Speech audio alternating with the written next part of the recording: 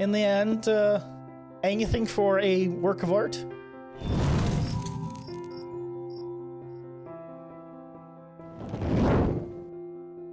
Hello everyone, and welcome back to another episode. Now, this episode was actually edited slightly different than the others. I'm sure you'll be able to tell immediately how. Let me know if you like this, or if you'd like to go back to the other ones, or kind of a mix of both. I would love to get your feedback down in the comments below. Thank you, and enjoy! Well, as death reigns above me, the plan is to make a mountain range, and these poles, I guess we'll call them, is where I'm thinking the mountains will go up to. So it's gonna go kind of from down here, it's gonna go up, a little bit down, up again, and then down again. And then it'll be like that.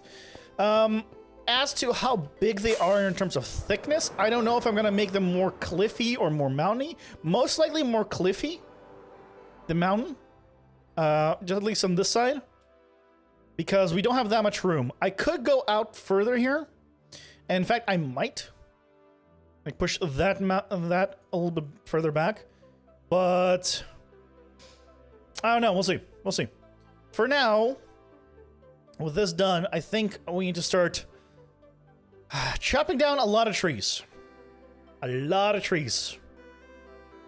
Stepping out here now is very weird because there's no trees everywhere.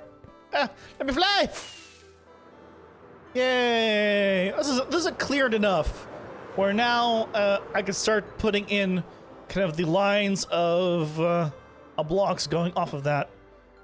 Off of these poles, and figuring out the shape that we're going to want the mountain. How steep we want it, how big of a cliff we want it. So probably this area will be more mountainous. Maybe going all the way back here or something. Start having the mountain start from like around here or something. Up top, the area on the right, I'm thinking cliffs. And hopefully it's going to be pretty good.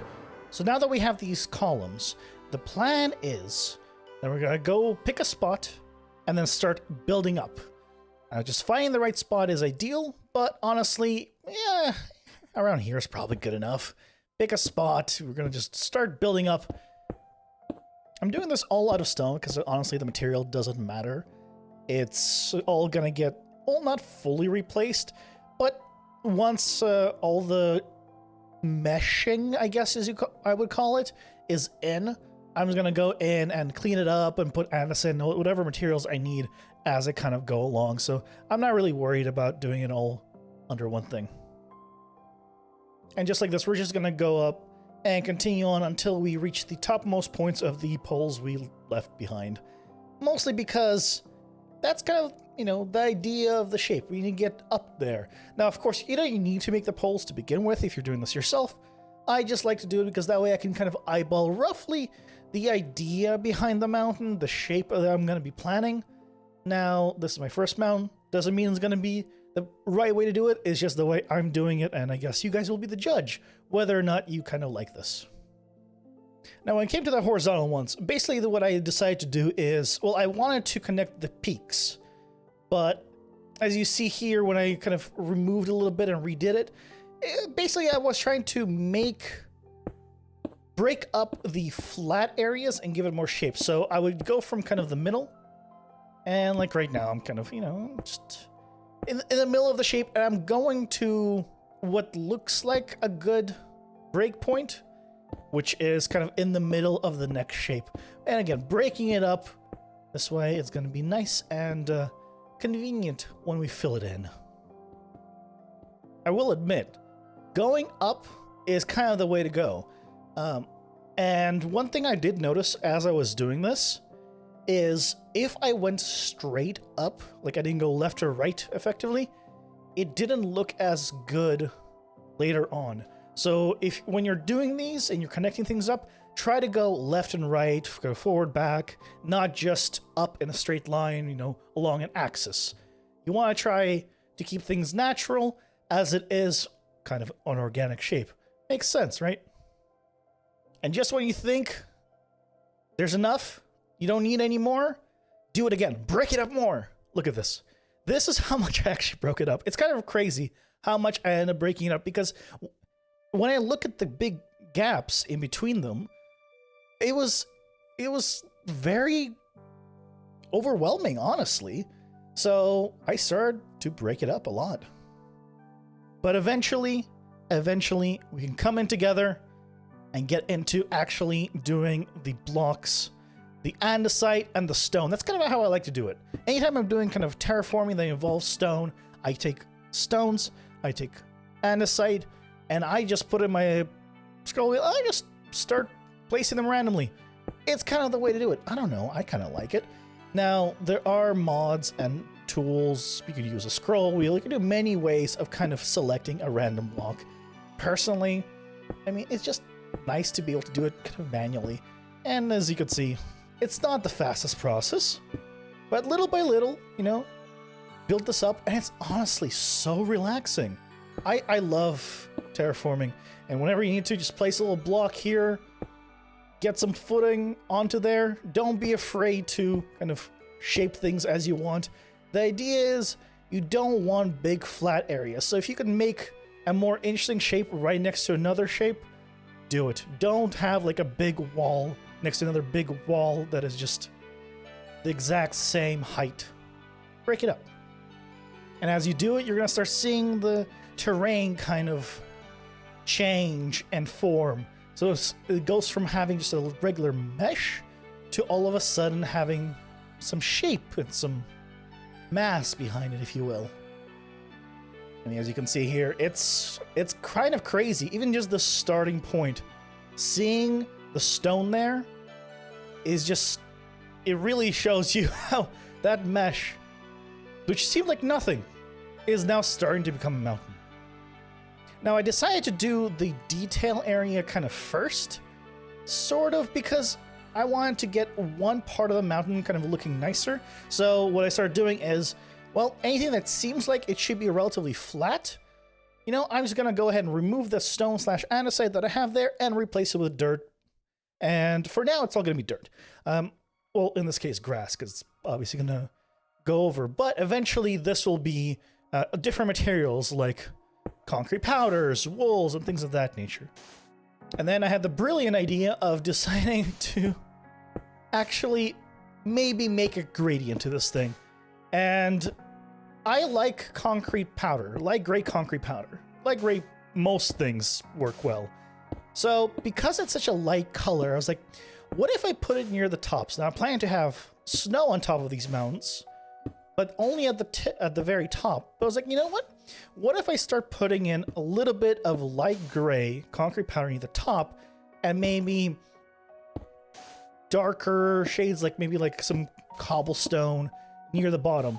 That way it'll almost feel like it's going to be a gradient without it being all one material. Because again, I don't want to go overboard. I don't like doing like a big section of a one material. I like to almost like the spray brush in MS Paint, for those that you know that. I like the little dotted effect. I don't know why. Just works for me. Although I will admit I did go a little bit too low with the light gray here, with the concrete powder, and I ended up having to remove a little bit.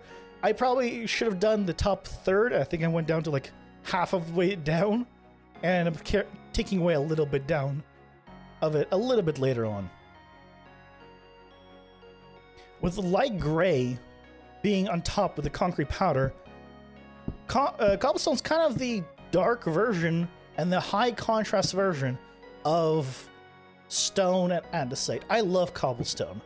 Cobblestone in terraforming is like the detail without being detail. Because it has such contrast compared to the other two blocks, it kind of draws your eyes without being too much. So I try to use it somewhat sparingly, but at the same time, I want to put it with enough locations where the bottom seems high contrast enough and kind of darker because of it, and the top seems, well, of course, brighter. Now, don't mind the instant sleep. I did fix this. I don't know why it kept happening, but I did figure out why, and I did fix it. No more instant sleep for me. It honestly, you might think it's very convenient, but it's just, it was so weird. It was so weird for the longest time. As you can see, even with a little bit of cobble that's slowly starting to appear, it's actually starting to look really nice and give a lot more detail. Again, not much cobble here yet. We'll get to a lot more later and all the details. But as I was doing all this cobble, honestly, I wanted something darker. And, you know, I tried it. I tried cyan terracotta. I didn't think I was going to do it.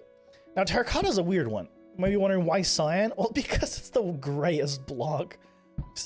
For some reason, and I honestly, I hate this about the terracottas, is the name of the block is not the color it is. Anyone that's used terracottas knows the cyan is pretty much gray. It has a little bit of shade to it, but it's pretty gray. If you get white, it's not white, it's like a beige, right? Terracottas aren't the color that they say they are. Of course, there's some shade of that color, but they don't have the same equivalent in wool and concretes and things of that nature. Like if you grab green wool and green terracotta, they're not both going to be around the same shade of green, even if like a diluted version. They're just going to be very different. But in this case, it honestly started to work out. I didn't think it would, but the contrast between the light gray concrete powder at the top with more and more cyan terracotta near the bottom, honestly, I started to really like it. Now again, I didn't want to go overboard. At first I wanted to do a little bit of splatter of it, but I started to add a little bit more and more as I kind of went along to give it more of the transition, I guess. And I tried to do more near the bottom and less up as I went up, although it doesn't always work out. You know, you just do it by eye. Oh, slabs and stairs. Oh, how I love you. I will be honest. Slabbing and staring. Not staring creepily. Please don't stare creepily at people. But this is probably my favorite detail thing of terraforming.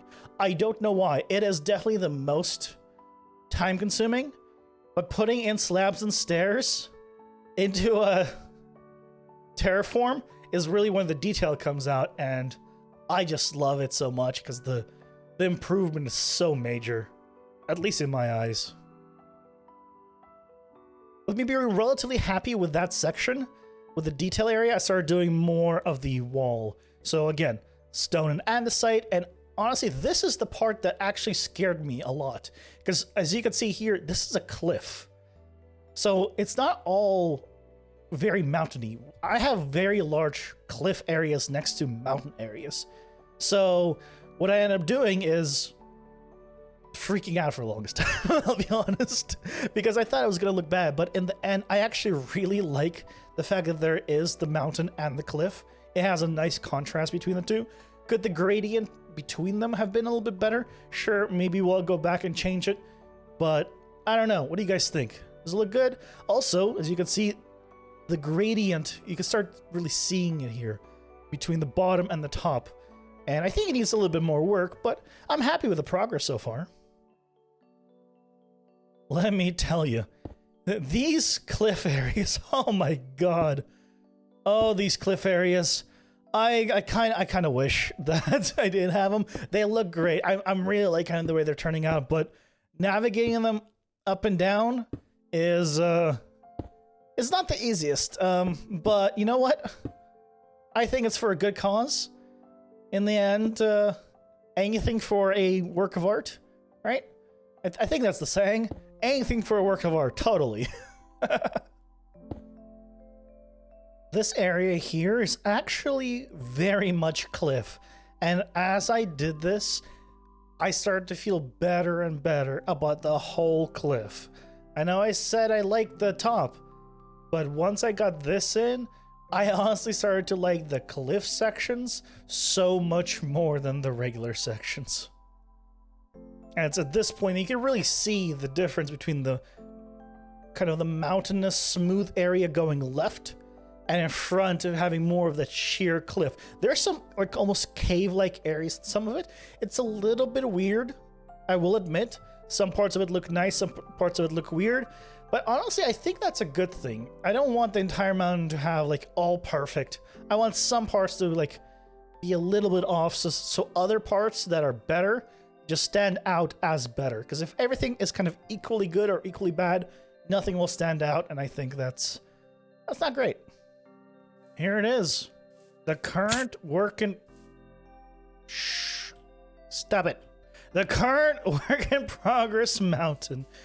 This is about 1 week, just I think almost a week and a half of progress, starting from scratch.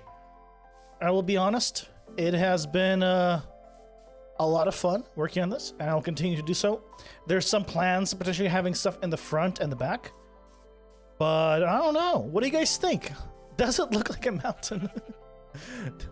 Does it look at all like a mountain so far? I hope so. I'd like to think so. Actually, here's an angle that we haven't seen it at yet. From the side. Yeah. I will be honest, this place actually looks a lot better with not shadows. It has shadows. With fog. Because fog gives it that depth it so desperately wants because of how massive it is. But I kind of like this so far. And I hope you guys do too. And I hope you guys like this episode because it's very different. Now, I didn't know really much what to do here, so I decided to do it as a more of a, almost like a tutorial episode, teaching you guys how I built the mountains. And I used a lot of, well, no UI, thanks to things like replay mod and other things. Let me know what you think about it. Do you want the UI back? Would you like this back? Would it make you feel better? Is it weird without it? Or do you like the aesthetic of almost the cinematic experience of having no UI? Let me know in the comments below. I'd love to hear your guys' feedback. But with that, guys, I do hope you enjoyed it. Thank you so much for watching, and I'll see you guys next time. Take care. Bye!